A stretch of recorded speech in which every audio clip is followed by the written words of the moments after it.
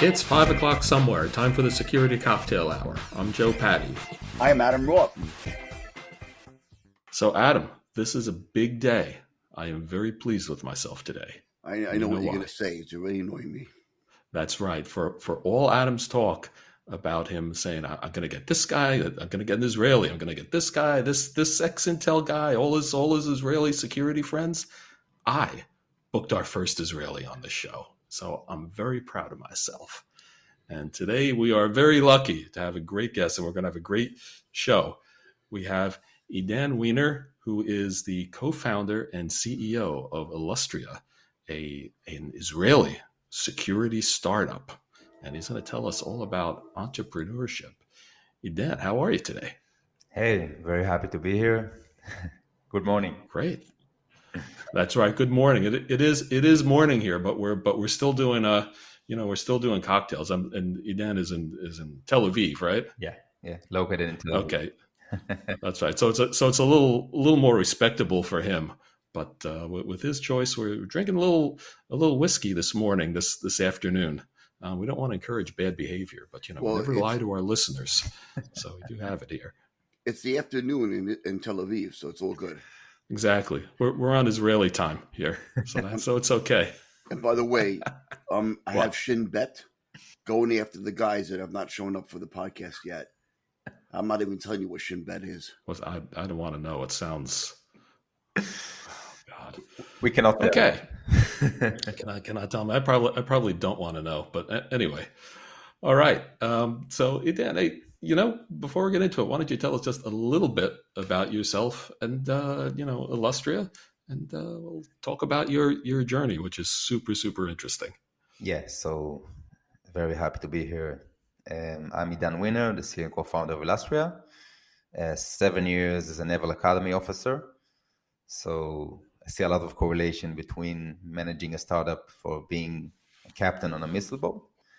Later on, traveled a bit in the world, returned to Israel, became product manager in a few companies, startups, but always wanted to create something from 0 to 1. I was eager to start my own venture. And then I met my better half, Bogdan, which is the CTO and co-founder of Illustria, 2.5 years ago. We met, fell in love, and we have a little bit. Okay. Well, hey, sometimes things come together, exactly. So that's great. Yeah, and yes, you do travel quite a bit. We actually met in New York at a cocktail party, so this is totally appropriate. We have great karma for the show. Exactly.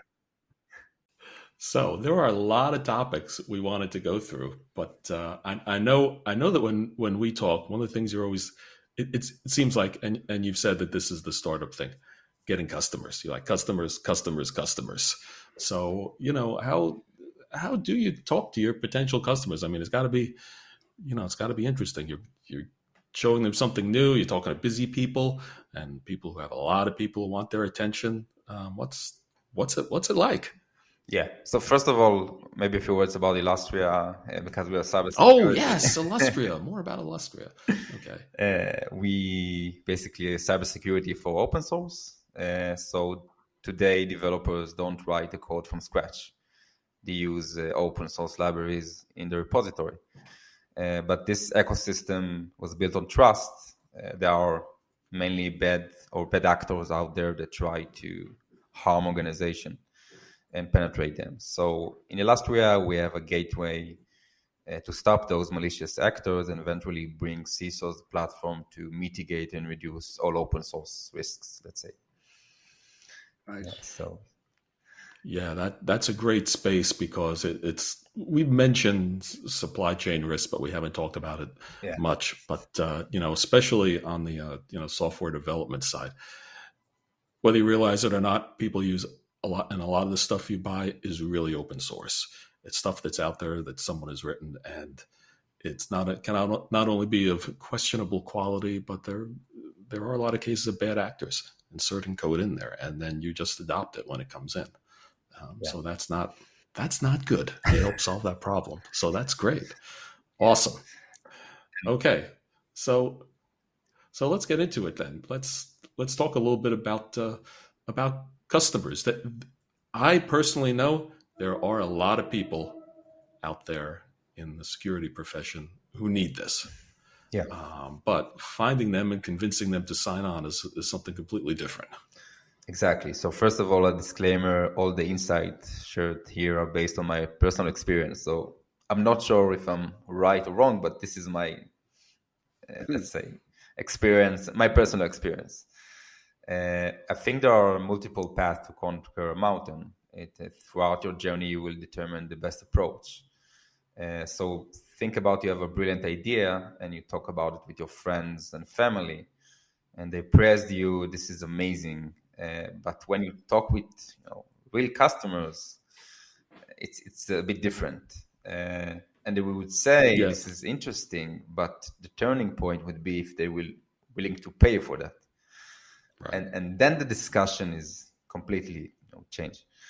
Right. Well, not just willing to pay for it, but also willing to take a chance on a new outfit. Because I know that as a manager, one of the things we'd look and say is, look, if we even if you're getting something at very low cost, do I want to invest the time with a company that may or may not be around for a while? Exactly. I hate to say it. Exactly. So first of all, you have to find the early adopters or innovators on the other side that they will, first of all, believe in you as an entrepreneur, in the product and in the vision.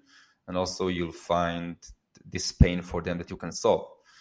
It's not easy to find them. It's exactly as find your investors. We can talk about it later, but I see it as the same. And the discussion changes because people can say, wow, this is amazing solution and this is great. But the question, if they will allow to put their face on your PowerPoint, or they will agree to pay even $2 for that. And it's not easy questions to ask.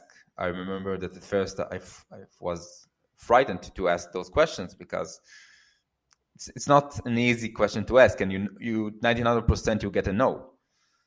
But that you understand eventually this will separate between your ideal and customers, like the early adopters, to ones that only wasting your time. And it took me 1 year to understand that I can do 50 calls with, let's say, security teams, but they're my friends, so they don't tell me the honest truth. Yes. And they also want to buy everything, but they're not always the decision makers, right? Exactly. And this is another point. And it's not so easy, and it's okay. It's not easy. All the entrepreneurship, it's a process. It's a roller coaster. I have a lot to say about it as well, but if it's long and exhausting, you're probably on the right path. I know I've had plenty of ideas where, and Joe can attest to this, where I wanted to develop things and look for investors and put a lot of time into it. But it's like anything else. Good ideas don't necessarily mean you're going to make money and they're going to go to market. Sometimes even bad ideas do a lot better than good ideas based on who's marketing it and why. And then the other side of it is, as a person who's been on IT infrastructure teams and security teams, when we've had new products come to us in the first year or second year of their existence, we're like, well, how many rounds do you have of funding? How long have you been in business? How do we know you're going to be here next year? We've asked those hard questions. And it's horrible. It feels horrible to do that to somebody else who probably has a great idea.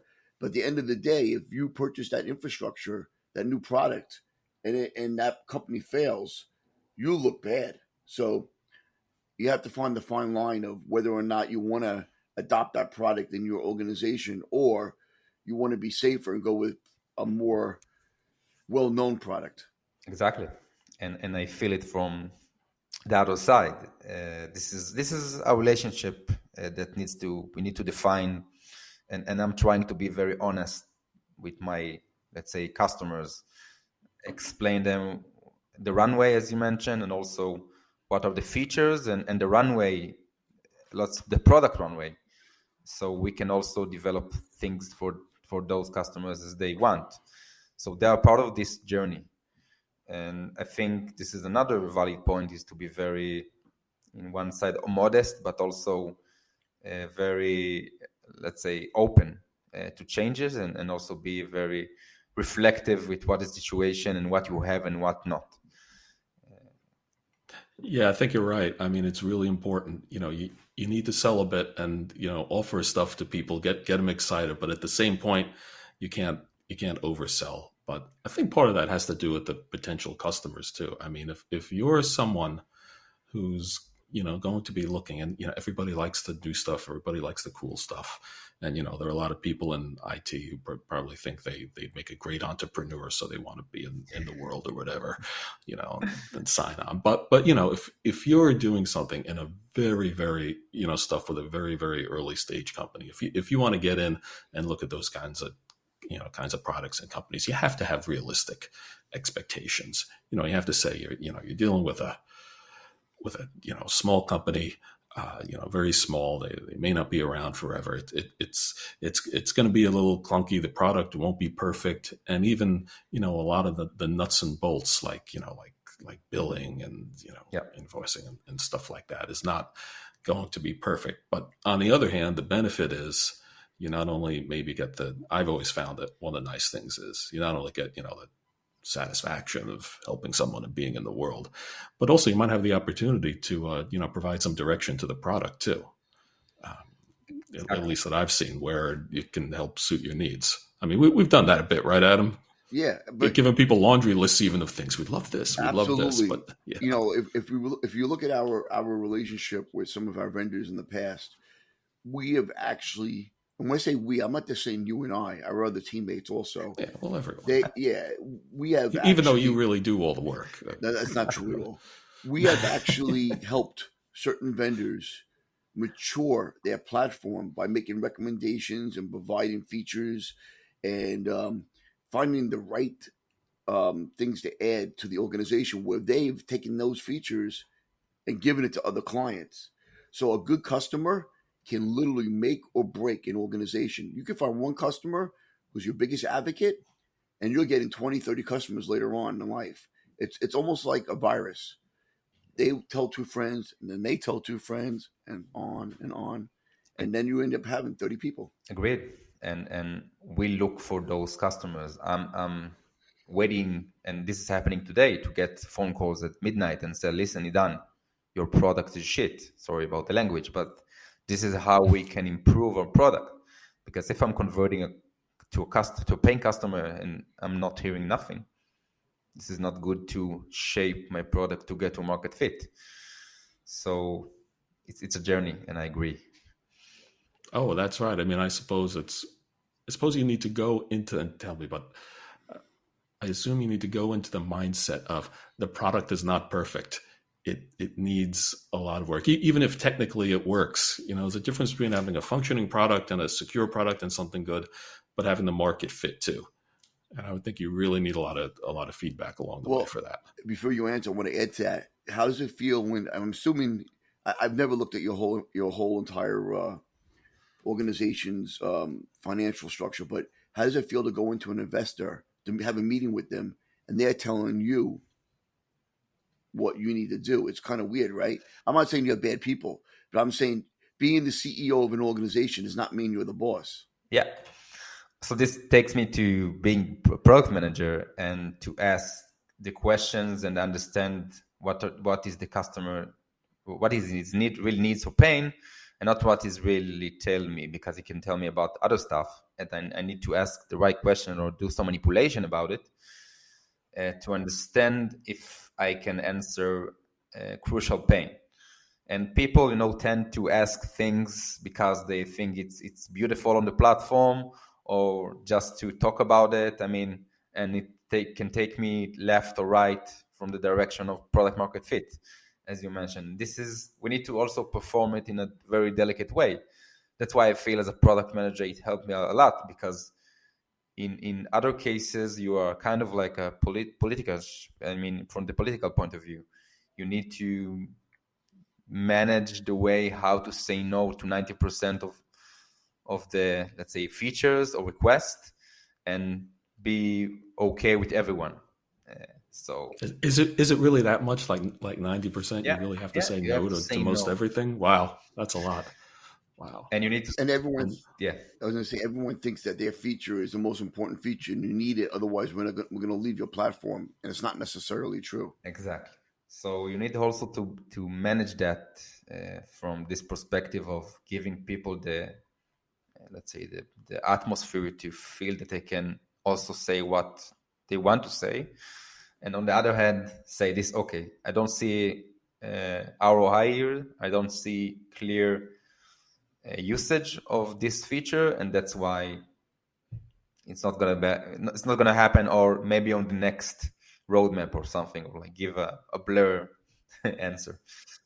yeah, but I think that gets back to being, honest with the customers and open, because I can't tell you how many times, and someone has told us, and excuse me, granted, this is not in startups so much, but in later stage, companies where they go, oh yeah, we're going to come out with that. It's one thing if you say we're going to come out with that, next quarter or next year or something, and you see it on the roadmap. And if you see it on the roadmap, you got maybe a 50-50 chance of it getting there, unless it's like just in a few weeks. But when someone says, yeah, we're thinking about that, the radar goes up. And it's like, yeah, that sounds like a great idea. We'll do that. They're not doing it.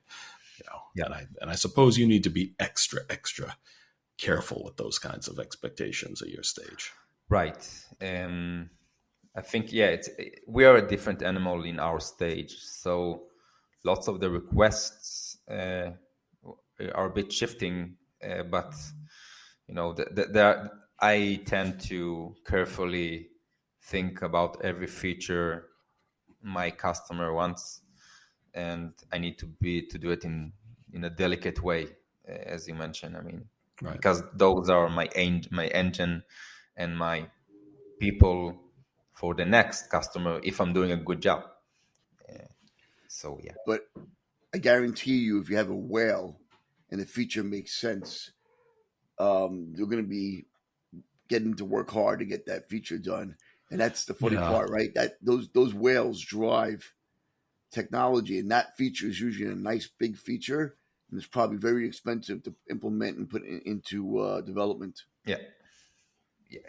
Well, I was kind of thinking the same thing. Have you been faced with that situation where a potential very good customer has asked you for something that just is not realistic, or even takes the product in the direction where you don't want to go? Yeah, and Really? yeah, Wow. and we found the middle that we can develop this Oh, you did? feature, Oh, yeah, in an MVP version, and he can be set. I mean, this company can be satisfied with that. Wow. So it's finding the balance, the middle. That's how I see it. So you well have, done.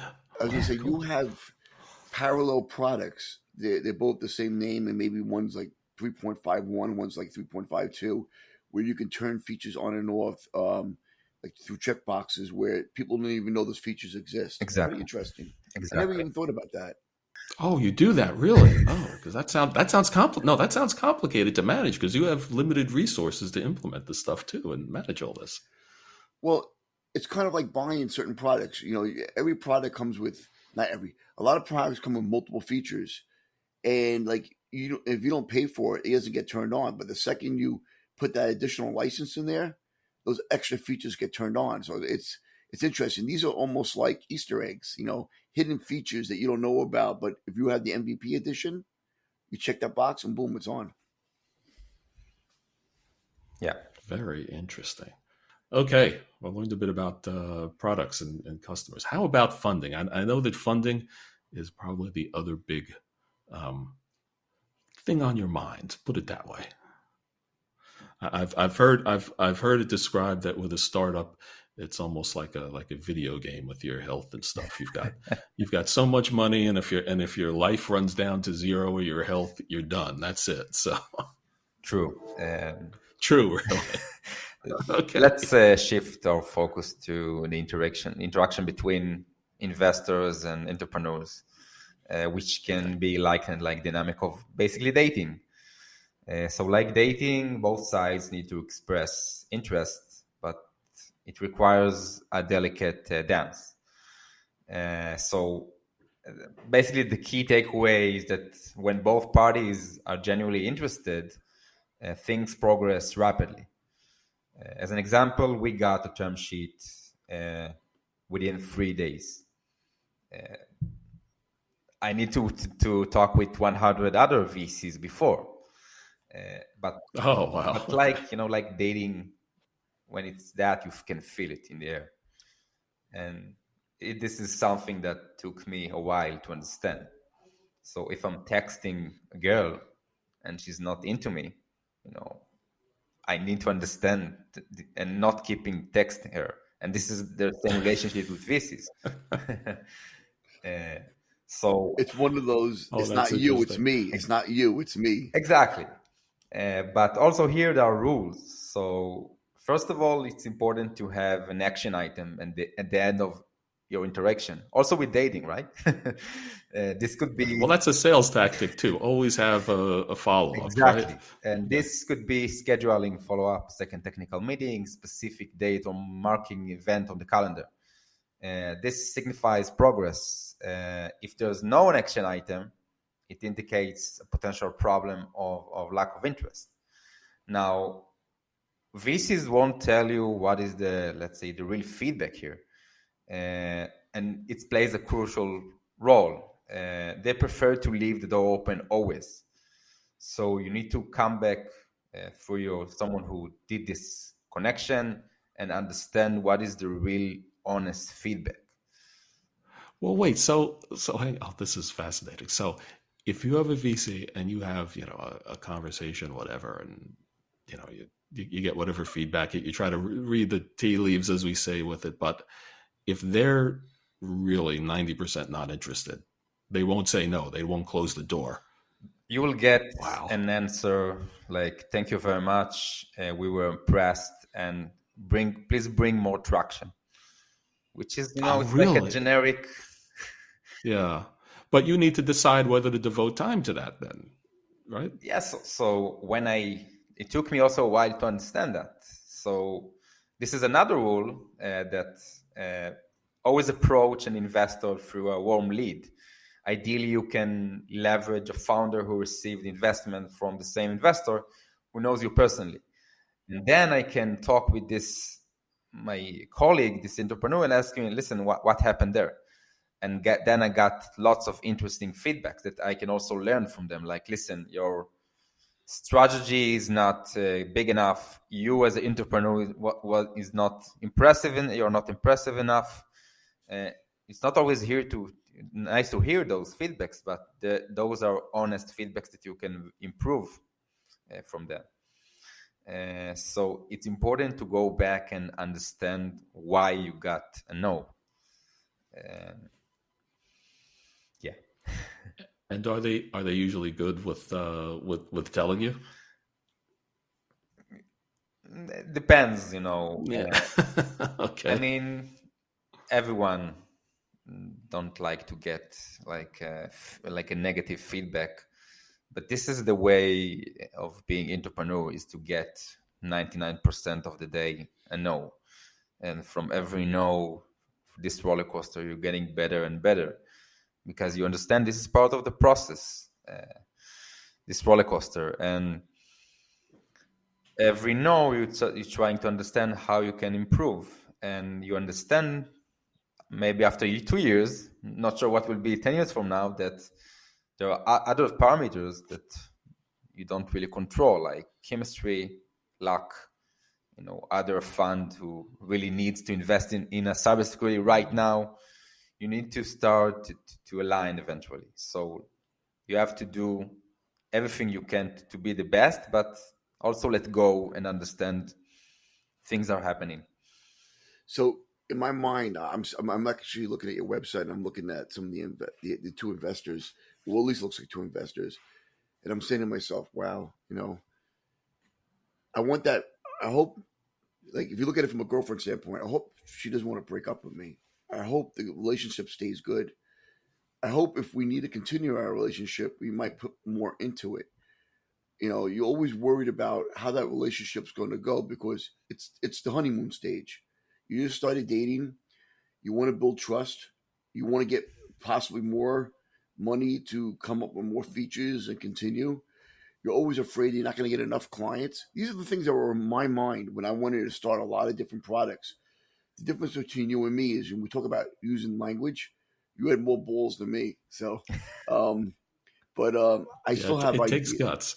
I still have ideas, but to go out on that ledge and to jump and say I'm going to learn to fly is a big thing, and I give you a lot of credit. But it's not just about you, right? It's about the people that you have hired. Of course, it's about the clients too, but if we talk about the inner relationships, it's about your investors. It's about them believing in you. And I see you have your advisory board, which any company would have, and hoping that the advisory board points you in the right direction. So you're holding a lot of cards in your hand and managing a lot of relationships. You're not dating one person; you're dating multiple people. Yeah. Perfectly described. I mean, it's like a delicate dance which you don't know how to dance, and OGT you try to understand along the way how you do it. So mistakes are part of the way, and that's why I like the resilience way, because I feel this is the only way to be better, and also maintain a humble and honest approach. I mean, I don't know anything. I'm trying to be the best. I'm consulting with, let's say, other entrepreneurs that are more that raised round A and B and C. That if I can learn from their mistakes, this is amazing. And this is like the process, ongoing process to try to crack the daily problems you have. I don't And know. then you have to worry about competing against similar products. So that now you're That's talking right. And about there's competition besides. So Wow. I really like this part, okay, because this is something I've learned through the hard way, like everything here. When talking about your competitors, you always say, okay, I'm not going to speak with them because they are my competitors, right? So Right. the answer is no. Today, I'm a good friend. I know all the CEOs, direct competitors of mine, and we talking and we meet, and this is part of the journey. It's okay. You don't have to talk about your spicy sauce and how you do your stuff, but every startup has the giant in the room, and the number one question is from the VC perspective is, why is the giant in the room is not going, or the elephant in the room is not going to that direction? And we dealt with that question for 10 months until we sick of it and just met them and talk about it, and we got very interesting insights. Why not? So when you meet another investors and tell them, listen, we met them, we know exactly what they're doing, we know why they're not doing it, the conversation is changing. And this is a must, I believe. Yeah. Now, have you found in what you're doing where VCs think very very differently and they invest in very different ways than most people who have their retirement account or whatever, how they invest or day trade or anything. You talk about being, I can understand you talking to your competition because they're also, your community, your friends, you're learning and everything. And believe me, long term, you'll know them for a long time and be in and out of stuff. But have you found that the VCs, that they don't, unlike a customer buying the product who picks one winner, do they kind of pick one winner who they're going to put money into, or even in one space?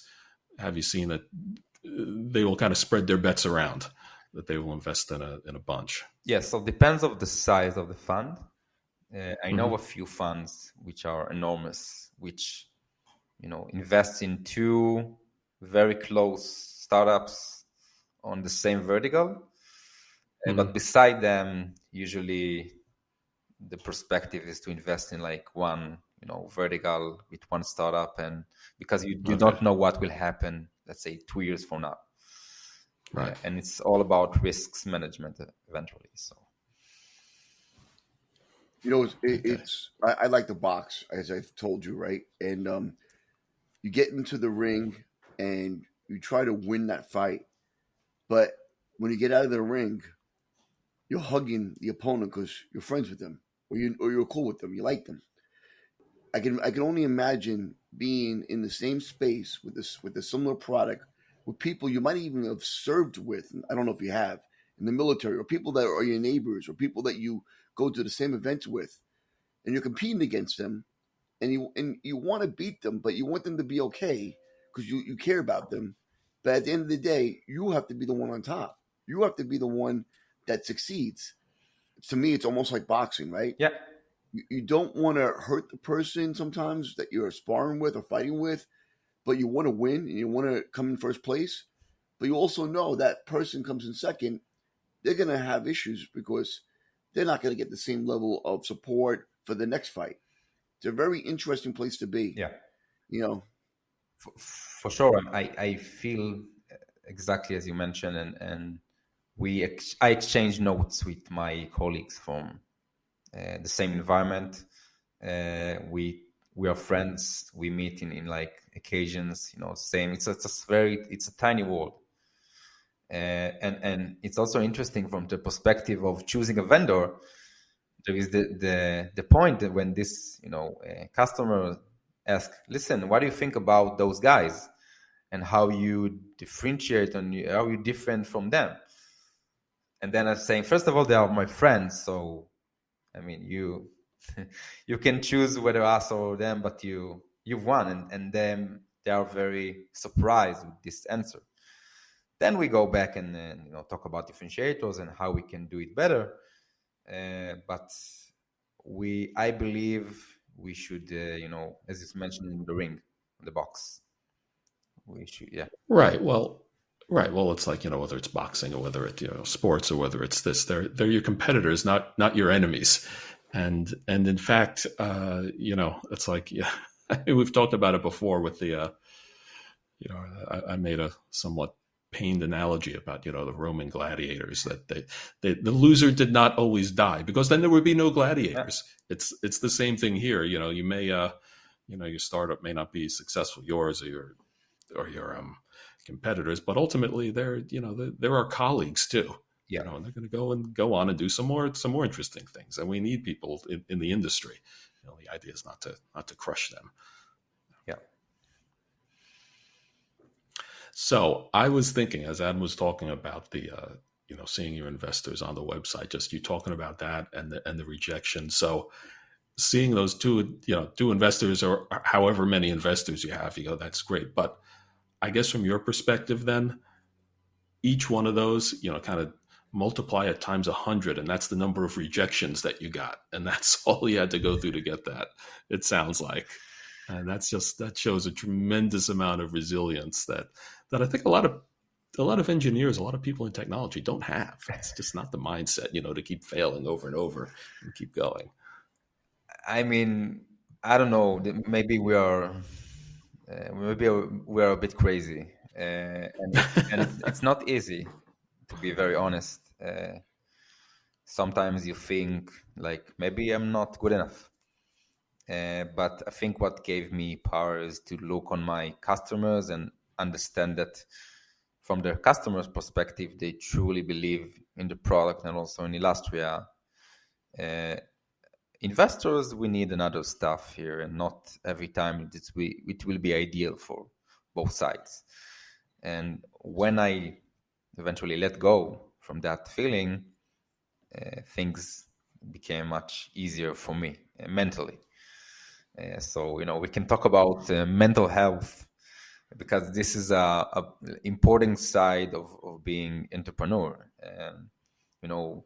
Getting rejections, getting no's, understand what people are saying, but not what coming out of their mouth, but what they're not saying. I mean, understand lots of things and gain like broader understand about the processes of people. Eventually, it's a business of people, and you sell to people. see, Don, I like comparing things to a lot of other things, right? Um, I always wanted to do like a 10-minute stand up comedy night, right? Where I go to a comedy place and I do 10 minutes. I seem to think I'm funny, but you know at the end of the day, like when you go onto that stage, you're frightened. And I can only imagine this is very similar to you. You want to succeed. You want to be the best possible person you can be. And you're overcoming all these objections. And you realize that most likely, like for me, I realize I'm going to go on stage and get booed. But I still want to do it because I know if I persevere, if I continue on, that eventually things will work out because it's all about that mental attitude. It's almost the same, again, as boxing. You're fighting and you're getting your ass kicked, but you realize that this fight is also mental. It's not just about skills. It's mental. How do I persevere? How do I overcome objections? How do I wake up every single morning and be the best possible person I can be and continue my organization and make it fruitful?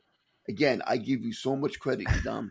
Thank you. I can only imagine being in your shoes, and I realize I don't know what it's like to be in your shoes unless I've really been there. So to me, it's frightening, it's daunting, but I give you a lot of credit, and I think you're going to do very well. Not that you haven't Oh done yeah. already. Thank you. Oh yeah. Well, yeah. I mean, I'll second that. And it's funny, especially talking about security. We've heard with entrepreneurship, yes, you have to fail. You have to fail quickly. Keep going. There are those books from a few years ago where they talk about all this stuff. But when we're talking about information security, I can tell you that as a manager being responsible for the security of an organization, repeated failure is not something that's encouraged, believe it or not. It's so I think it kind of occurs to me that seeing people go from security to entrepreneurship must be a very difficult jump. It is a very, very different experience than a lot of us are used to, I think. I think the 99% of the occasions you have are, let's say, on this roller coaster are going down, but this 1% is so amazing. When you close your first US-based customer, I can't really describe what is the feeling, and I won't forget it. I never forget this feeling. This is something that, like, one of my top things that I experienced, like, in mentally, like, Great. 1.5 years ago, Wow. we were in a different place. Now someone genuinely pays us money for a 3 years deal, multiple deal year, and you think about this is amazing. So let's celebrate that with like a slice of pizza for 15 minutes, and then let's grind again and continue to get to know. Yeah, Oh, that's great. you don't get much rest. You can't focus on your success because you have to get more successes. But it's important. It's important to stop. This is something that I understand today. When you get these small wins, you need to stop. You need to cherish them. You need to say thanks to everyone, to your employees, to your investors, to yourself, to your friends, everyone that supports you, and try to celebrate and continue. But I can only imagine being in that room and then they're giving you that yes, or you're on a video conference and they're saying, "Oh yes," and you're sitting there screaming internally inside, "Yeah, yeah!" But your Yes. face to them is like, "Thank you very much." exactly. And That's awesome. maybe another thing that I want to discuss about regarding what you said, Adam, it's we can talk about things for a while, but eventually it's relevant only if it's signed. And Absolutely. That's right. I was celebrating this occasion only when I got the email that you see the PO and the contract between us to them, and this is signed. And then you can celebrate because people say That's to you, right. listen, Absolutely. you're amazing, you have an amazing product, and I want to buy tomorrow, but the next day they're ghosting. So, Idan, I never did what you did. I've done sales, right? I've done everything from small electronics to selling um, industrial lubricants, like motor oils and stuff like that. That just sounds hilarious. But Yeah, I know it sounds hilarious, but so I've never done stuff to your level, but I've taken risks, right? I've walked into clients that didn't like the organization. I was told, don't ever walk into these clients. And I said, screw it. I'm going to walk in there. And then it felt so good that day to say, guess what? We just sold to blah, blah, blah. And they just bought. They go, you're lying to me. There's no way. I go, yeah, I really did. There's such a feeling of success knowing that you've overcome somebody's objections. Because at the end of the day, you're not selling the product. Sometimes you're really selling yourself. They're believing in you.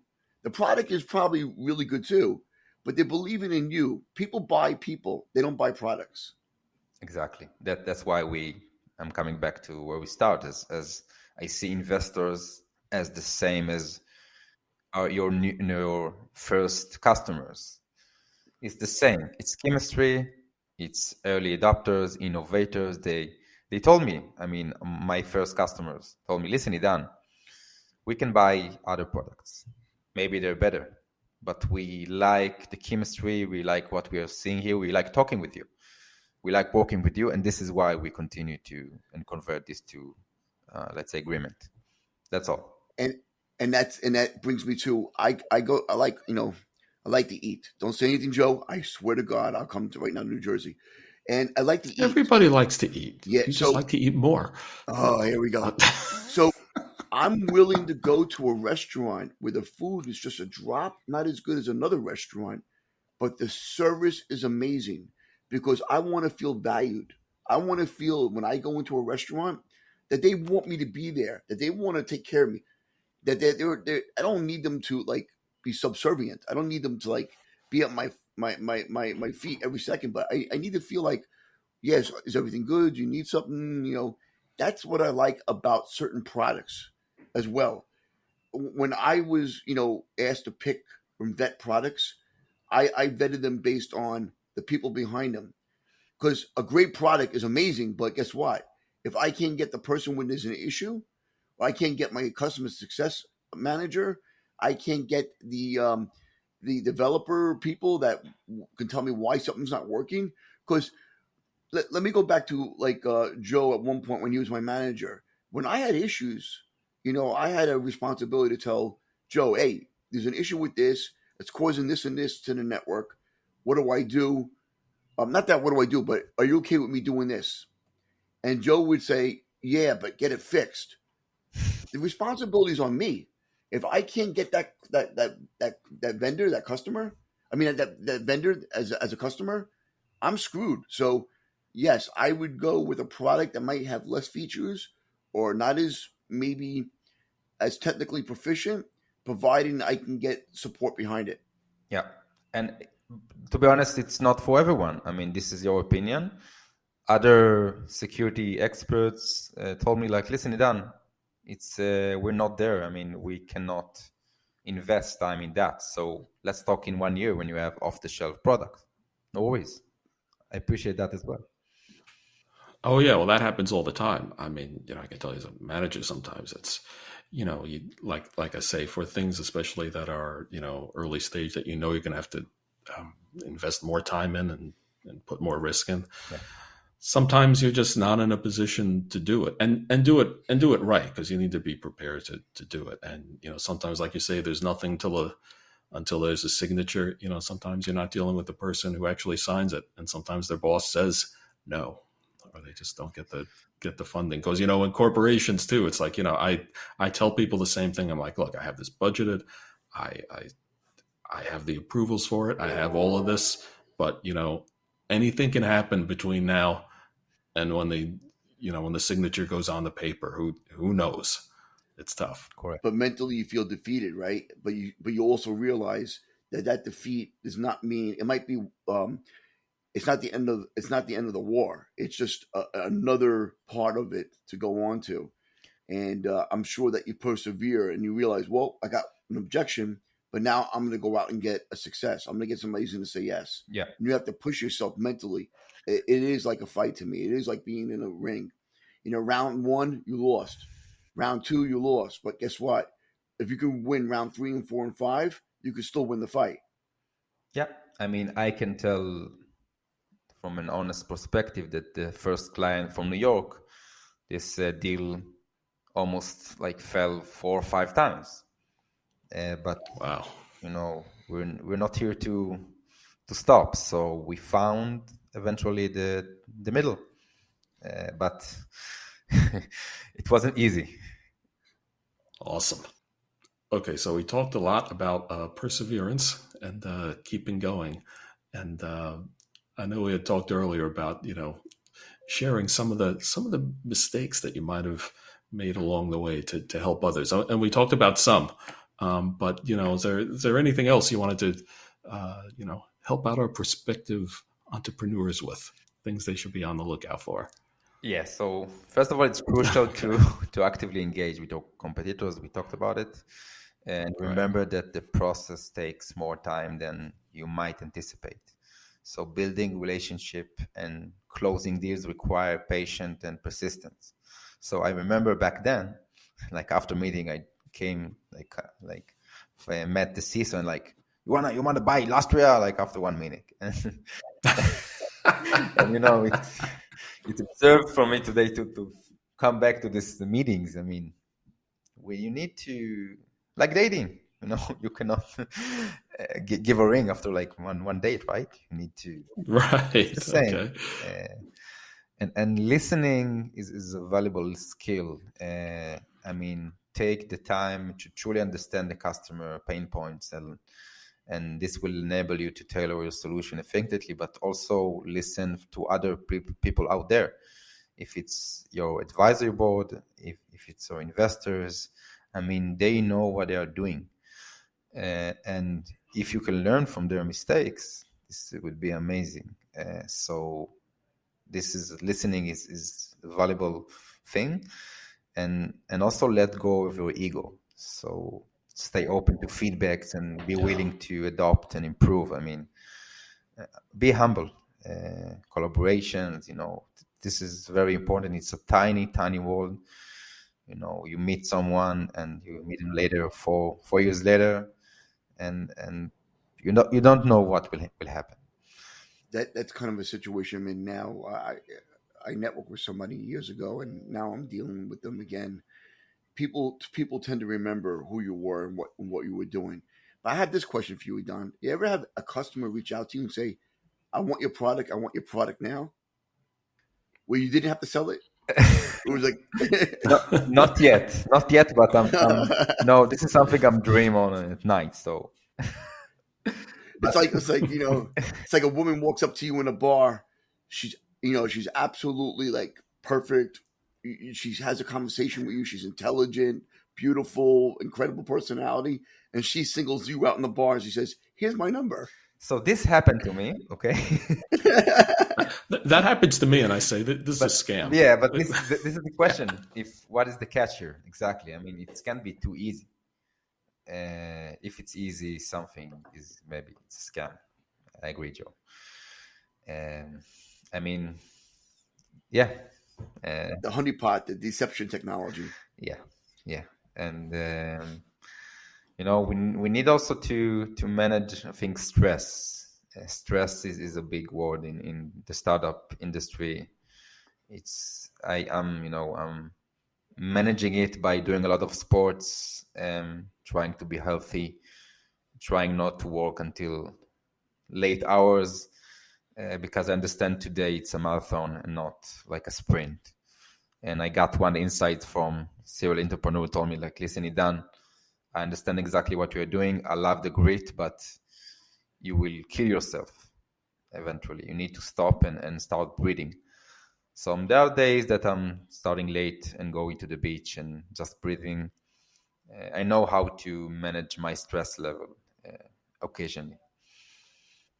Yeah, I think that's very important. There's kind of the stereotype, and I've heard people say, yes, if you're an entrepreneur, if you have a startup, you have to work 18 hours a day, and you hear about these people who, sleep like 3 hours or something. And I've heard other people say, anyone who does that is bipolar. It just drives you insane eventually, and that's not helpful. Stress is probably the one of the most dangerous things you'll ever experience in your life. Stress will eat away at you. It will cause you. I mean, I know we know this, but people don't realize. They say, "Oh, I'm so stressed," but they don't realize what the body's doing chemically to itself, Yeah. and you're eating away from the inside.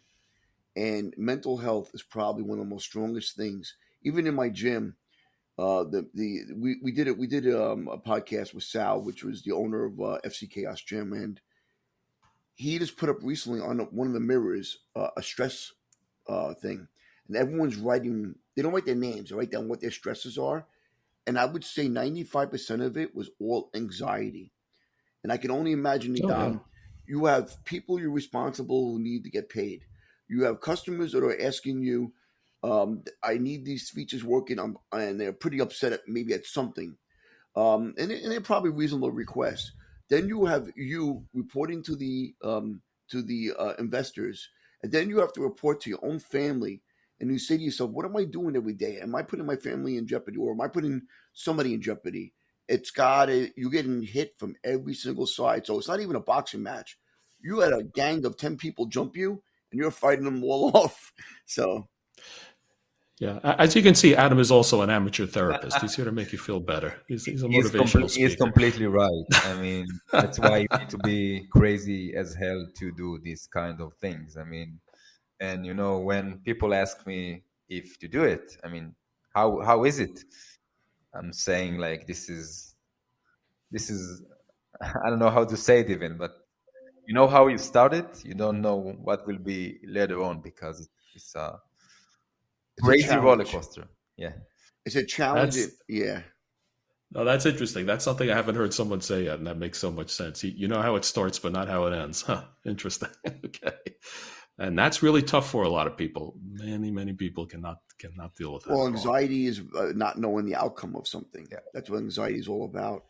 And you're living with almost a permanent anxiety. Every day you're wondering what the next thing is, what the next step is. And even when you become incredibly successful, that anxiety does not go away. You're still always worried about that next step. So just being successful is not enough. That continued success is something that you have to thrive for. correct. Yeah, and I'd also say, something that we've hit on in other episodes is, if you're going to work in security, I guess, or if you're going to be an entrepreneur, you have to love it. If you're just doing it for the money, or you're just doing it, you somehow think for the glory, or to tell people you're doing it, you will just drive yourself insane. And it sounds cliche, but you really have to love it because you're going to be doing a lot of it, and it's not easy. Exactly, but this is amazing journey, and I appreciate every step and the things. To be honest, the things that I learned during this, process. No school, no university, nowhere else. You learn how to sell, how to do marketing, how to motivate people.